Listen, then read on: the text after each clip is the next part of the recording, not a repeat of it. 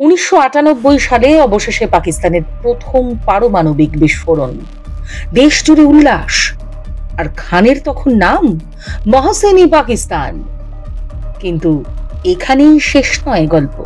এটা ছিল অন্ধকার ব্যবসার শুরুর কথা। কাহুটা থেকে কিউ খান শুরু করলেন এক গোপন নেটওয়ার্ক। তিনি শুধু প্রযুক্তি আমদানি করতেন না, রপ্তানিও করতেন। ইরান, লিবিয়া, উত্তর কোরিয়া, যে দেশগুলো পশ্চিমের চোখে রোগ স্টেট, খান তাদের জন্য তৈরি করলেন গোপন চুক্তি। ইরানে পাঠালেন সেন্ট্রিফিউজের নকশা, লিবিয়ায় পাঠালেন পরমাণু বোমার ব্লুপ্রিন্ট, উত্তর কোরিয়া দিল ক্ষেপণাস্ত্র প্রযুক্তি, বিনিময়ে পেল পারমাণবিক জ্ঞান।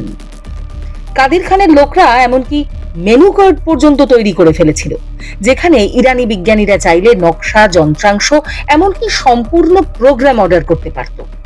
এটা ছিল নিউক্লিয়ার ওয়ালমার্ট। ফলো করুন বর্তমান।